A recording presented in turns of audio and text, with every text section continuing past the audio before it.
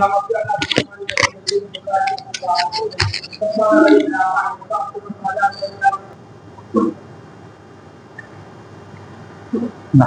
ونصلي على رسوله الكريم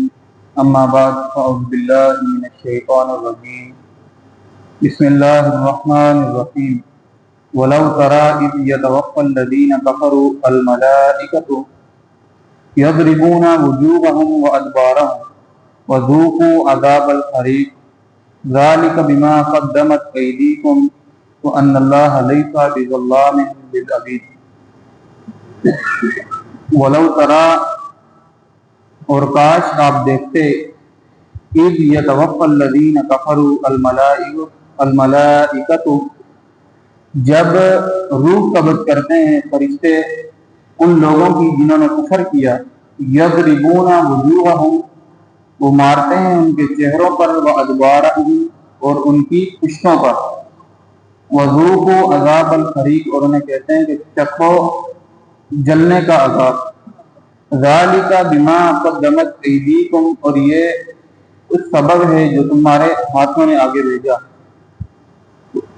وَأَنَّ اللَّهَ اور بے شک اللہ تعالیٰ لَيْسَ بِظَلَّامٍ لِلْعَبِيدِ اپنے بندوں پر بالکل بھی ظلم کرنے والا نہیں ہے۔ یہ آیات غزوہ بدر کا ذکر تھا پیچھے، اس کے فوراً بعد آئی ہیں، تو کچھ مفسرین ذکر کرتے ہیں کہ یہ واقعہ یعنی اس طرح روحیں قبض کرنا جنگ بدر کے اندر تھا، یعنی فرشتے جنگ بدر کے اندر کفار کی روحیں اس طرح قبض کرتے تھے کہ جب صحابہ کرام لڑتے ہوئے سامنے سے وار کرتے تو کفار پیچھے کی طرف بھاگتے، تو پیچھے سے فرشتے ان پر وار کرتے تھے۔ جبکہ یہاں پر الفاظ عام استعمال ہوئے تو یہ عام طور پر جب بھی کسی کافر کی فرشتے روح قبض کرتے ہیں تو اس وقت اس کے چہرے پر مارتے ہیں، اسے جھڑکتے ہیں، اس کے اوپر سختی کرتے ہیں اور ذلیل کرتے ہیں اسے اور اس کی پشت پر مارتے ہیں۔ آپ صلی اللہ علیہ وسلم فرماتے ہیں کہ روح اس طرح قبض کی جاتی ہے کہ روح جسم کے اندر چھٹتی پھرتی ہے، اسے فرشتے زبردستی نکالتے ہیں، اس طرح کے کسی انسان کی جیسے چمڑی ادھڑی ہے، اس طرح سختی کے ساتھ ان کی روحوں کو قبض کیا جاتا ہے۔ اور اللہ تعالیٰ فرماتے ہیں کہ یہ سب اس لیے ہوتا ہے کہ جو اعمال بما قدمت ایدیکم جو اعمال تم نے اپنے ہاتھوں کیے، یعنی جس طرح تم اعمال کرتے رہے، جو کچھ بھی تم کرتے رہے، اس کے سبب یہ تمہارے ساتھ ہوتا ہے۔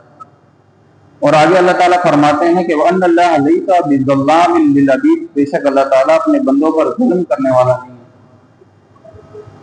حدیث قدسی کے اندر ہے کہ اللہ تعالیٰ فرماتے ہیں کہ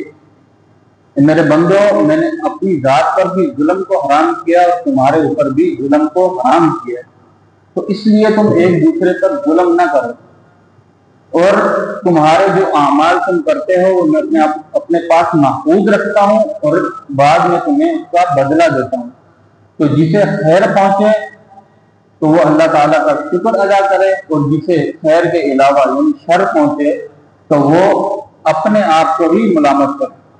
یعنی اللہ تعالیٰ عدل کے ساتھ فیصلہ کرتا ہے، کسی کے ساتھ کوئی ظلم نہیں کرتا۔ اگر کسی کو کوئی تکلیف پہنچتی ہے مرنے کے بعد یا موت کے وقت تو وہ تکلیف اس کے اعمال کی وجہ سے، اور اس کی وہ ملامت اپنی ذات کو کرے گا، نہ کہ اللہ تعالیٰ کو کہ اللہ تعالیٰ نے میرے ساتھ ظلم کیا۔ اللہ تعالیٰ کیونکہ عدل اور انصاف کے ساتھ فیصلے کرنے والی ذات ہے۔